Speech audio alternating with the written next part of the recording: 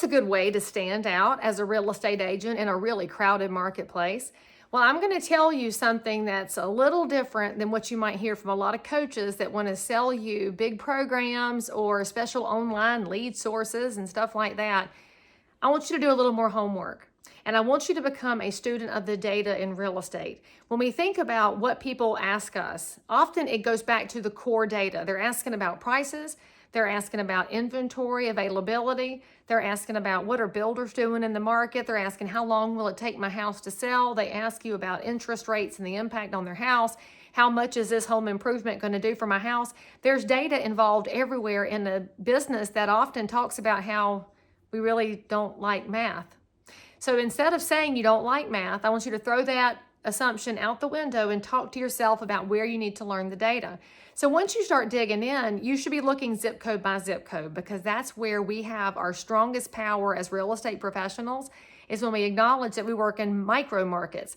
Often what you see in the national news media is that macro big picture, but y'all, what's happening in the Bay Area of California is not slightly related to what's happening in Concord, North Carolina, much less Harrisburg, which is acting so different than Mount Pleasant, and that's just right here in my county.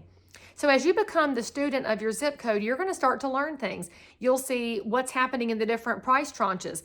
Is the luxury range fast or slow? Is the open and price point fast or slow?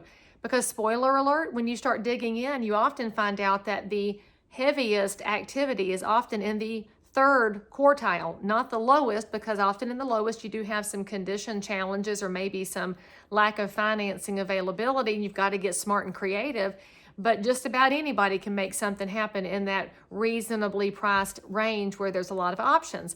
That being said, do you know your zip code that well? Do you know exactly how these different areas are behaving? What is price per square? How much is that gourmet kitchen going to add to value? What about a fenced yard? Should I add a pool? Should I not add a pool? When you understand that each one of those is a data point, it's going to help you put together a more robust presentation when you're talking to a potential seller or when you're talking to somebody who's considering buying in your market. By the way, go online and look at the various apps. Look at Zillow, Redfin, Homes.com. Look at all the apps and look at what they're giving out for information and start to embrace the fact that you probably know more than those apps do, because you live where you sell in most instances. So go figure out what a neighbor would ask and what data points can back up the information you have. Now that you're thinking like a pro, you may want to add that to your marketing gig. Now, I love Altos Research. This is not a commercial for Altos. Legit, I pay for it, although they should give it to me for free. Hey, Mike, give it to me for free.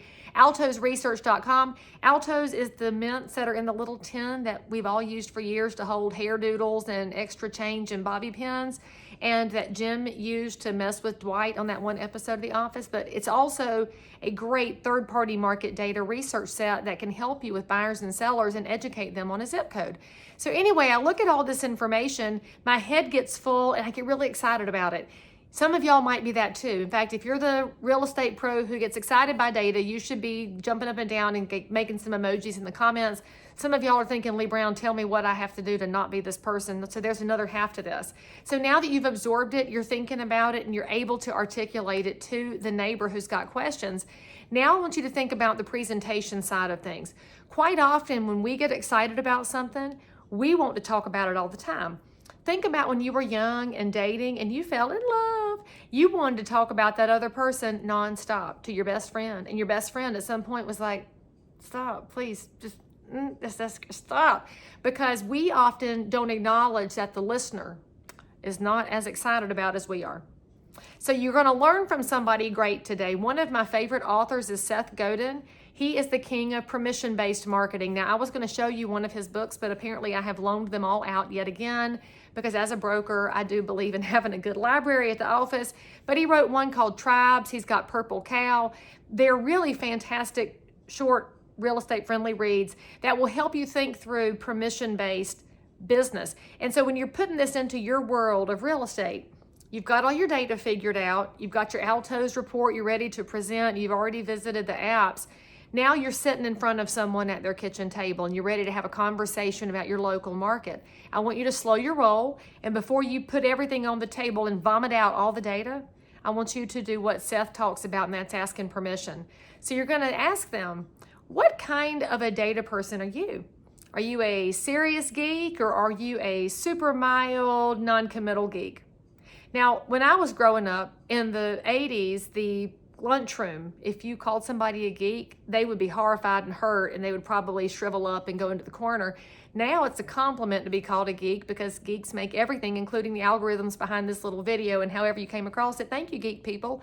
So when you go to present this to someone, asking that question is going to allow them to say, yes, I finally have somebody who's going to speak my language. You just got given permission to give them all the information. They want you to vomit it to them because you asked. Now, the person on the other end of the spectrum who's like, please, please, no. And you can say, you know what? I feel you on that. Let me just go over the highlights. And so for that person who calls themselves a mild geek, you can show them that you have all the homework, but you might point out the highlights, the things that they should know that impact their time on the market and their pricing recommendation. So just by asking that one question before you launch in, you're going to change the experience for the end consumer. And frankly, everything we do in real estate should be about an excellent consumer experience because, as we know from a real estate commission standpoint, we are charged with consumer protection. And protection starts with understanding what they're absorbing so that we can make sure their experience is as good as possible. So your homework assignment on this Monday, go pull up some data, turn off all your devices and focus for a minute on it. Practice in front of your mirror how you would explain it. And then on your next appointment, before you dive in, make sure they're going to tell you exactly how much they want.